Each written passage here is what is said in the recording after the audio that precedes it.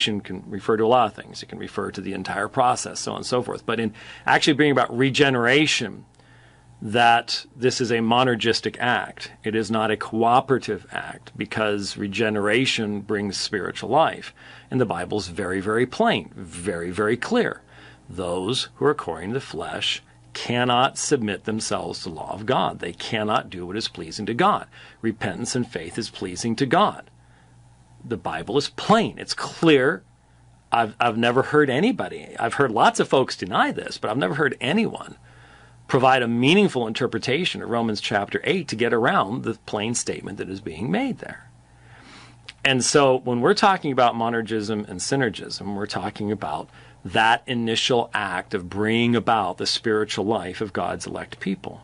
We're not saying that in sanctification there is not the activity of the Spirit of God within the spirit of man, causing us to want to love the things of God, or all the rest of that kind of stuff.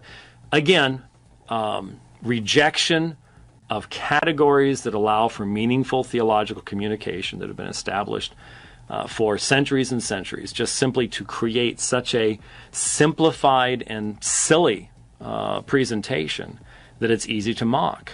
That's all you have here. Now, if your purpose is mockery, then that's what you're going to do. If your purpose is the glorification of God and the presentation of His truth, then you're not going to do that. And we've been consistent.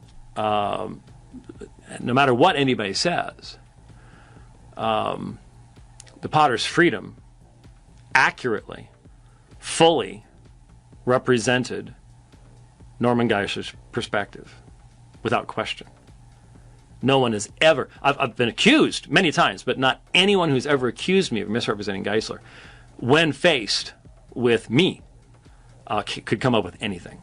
They just would melt into a puddle. It's really easy to say, but the reality is that those who've read both books know that I bent over backwards to accurately represent the other side. That's all there is to it. The reason I did that, out of respect for Norman Geisler, is also that when you accurately represent the other side, when you then refute their arguments, that refutation is extremely strong. If you do not represent the other side accurately, then your refutation of their lesser arguments can be greatly weakened by someone who actually knows what their best arguments were. So if you really do believe that what you're saying is the truth, then represent the other side's strongest arguments, not their weakest ones. Just how we've operated for a long time. Yet he goes and makes a universal determinism, and then he starts to backpedal by saying he's a compatibilist. That's right out of the philosophers, not all Christian, but that's right out of the philosophy of the middle of the second millennium. And these philosophers debated compatibilism, and it's right out of classical apologetics or natural theology. And that's the contradiction. I'm a presuppositionalist, but to prove to you I'm going to use natural theology to prove it. Now, of course, once again, Brother Tassi has completely failed at this point. That's not natural theology. He has mystifying monergism, mystifying synergism. He's mystifying all the categories in which spoken, and has not once quoted my book to establish any of these things, ignoring the fact that my argumentation was actually extremely biblical at this point, and I established this through exegesis, which is what has made the book have lasting impact. The book's, 15 years old now, 15, 16 years old, and it's still having an impact along these lines. They're just, he may be smiling, and the people in the audience may be going, yeah, that James White's a real idiot. The problem is, if they actually read the book, they're going to discover that Brother Tassi wasn't even representing what I was saying, even with a smidgen of accuracy. Not even a little teeny iota. and anyone's read the book knows that. And he goes, and the Westminster and Reformed Confessions of Faith say God causes everything but not the author of evil, and it establishes secondary causes. Secondary causes is a science called efficacy, and it is studied to determine the cause and effect of everything, and it is a scientific method in natural theology.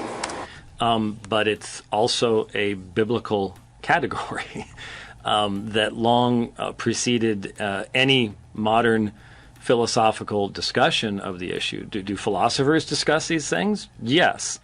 Are you falling into the trap of so many Arminians, it seems, of drawing connections without providing the foundation for those connections? It seems very much that is the case. And again, there wasn't any need for this if a fair reading of the Potter's Freedom would have been undertaken. Can't you see the blatant contradictions? It's dishonest. Blatant contradictions. We've discovered that there have been none. There have been numerous errors made on Brother Tassie's part. And then we move from the allegation of contradiction based upon his own redefinition of terms to the accusation of dishonesty on my part. And you never get used to it, but after a while, it's just sort of like, there we go again. And people say, does it ever bother you how many people will go personal and start the ad hominem and stuff like that? And I don't ever want to become accustomed to it, but at the same time, I only give the weight that the argumentation deserves. And this argumentation is non-existent, so it deserves no weight. So it's just sort of like, I'm really sorry you feel that way, but the fact of the matter is you haven't established any of the foundations that you think you've established. And so, my hope is that there can be movement forward and learning in regards to these issues. Because if you say, oh, okay, if you want to talk about natural theology, James White, you do it poorly. First of all, you're wrong about it. But since you played that card, let's talk about it. And it doesn't establish true secondary causes the way they define how God knows. But that's the trick. That's the sleight of hand. It's the movement of the card that causes you to go, oh, okay. Because we never studied it. People like me don't talk about it very much. And we're all caught in these confusions and contradictions, and pretty soon you're going, wow, I like that. God caused my evil? That's pretty cool. The name of James White's book, instead of Potter's Freedom, it should be titled Freedom to Blame the Potter. Because he moves from statements of universal determinism, and then without blinking an eye, he invokes compatibilism and secondary causes, which are synergism, and now man is cooperating with God.